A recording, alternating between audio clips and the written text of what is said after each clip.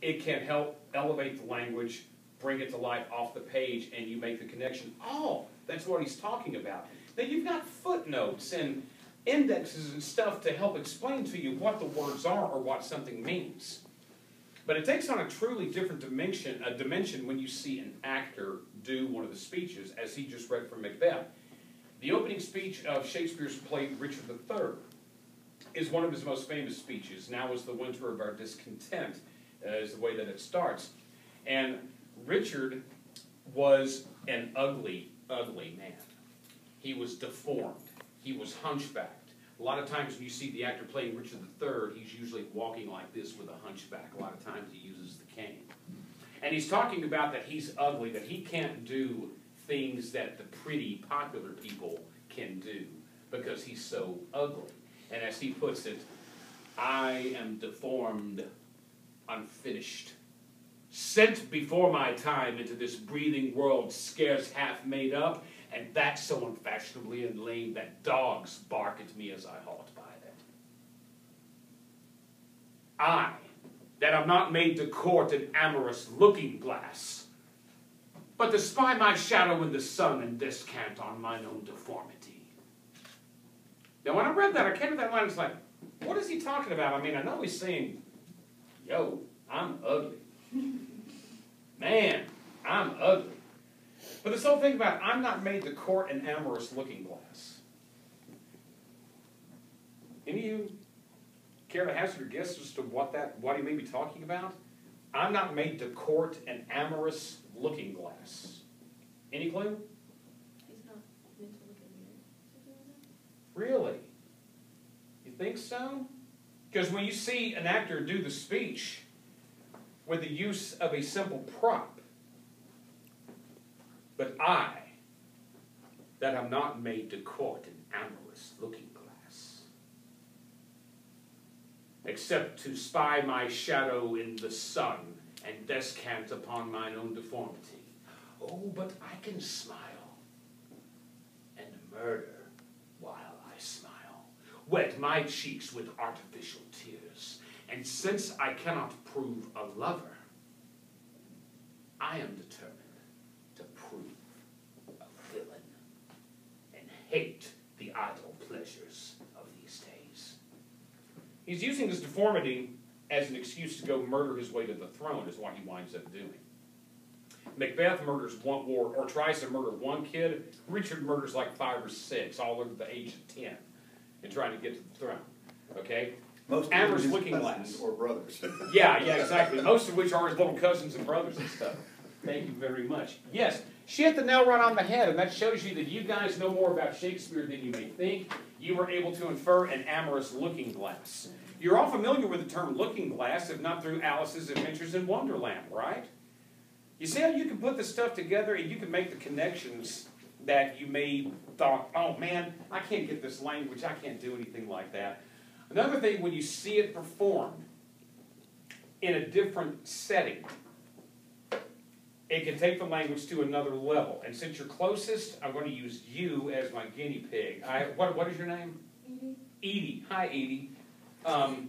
Edie is going to be our guest actress today. And all you have to do is sit in the chair. Just come have a seat right here. We're now switching gears.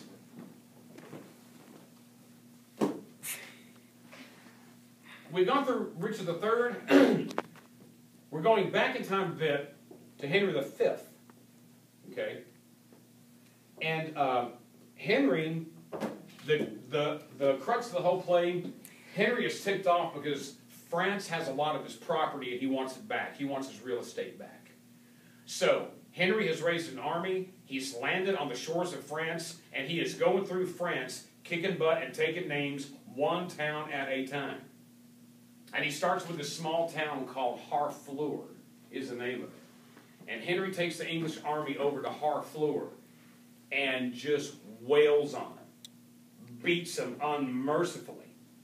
And they take a break during the fight where Henry calls out Edie as the governor of Harfleur. You're the governor.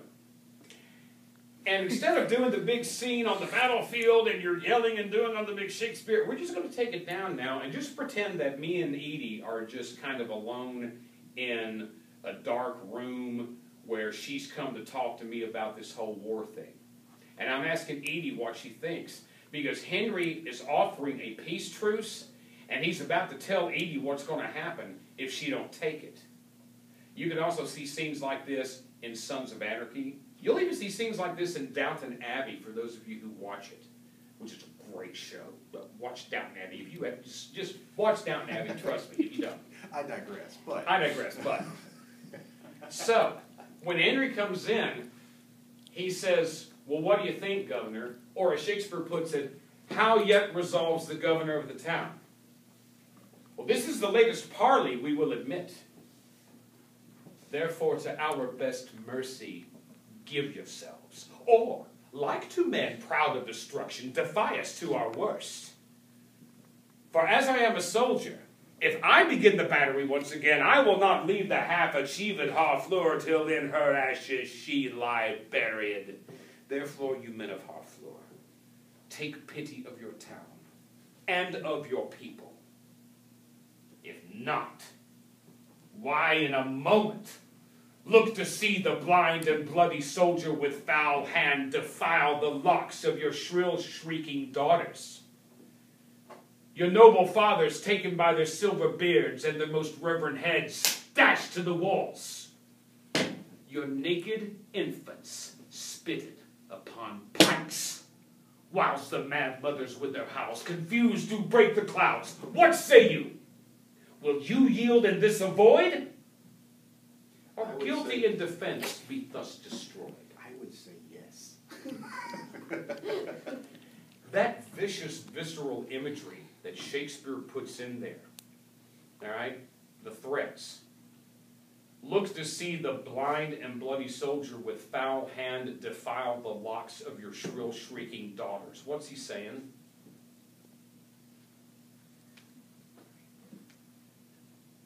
Come on, somebody blurt it out. Y'all know what he's saying. Can you repeat it again? Look to see the blind and bloody soldier with foul hand defile the locks of your shrill shrieking daughters. What's he saying? Your daughter's going to get raped. That's what I was saying. Your daughter's going to get raped. Your most noble fathers taken by their silver beards and their heads dashed to the walls. We're going to take your old man, your grandpa, and we're going to bust his head against the wall.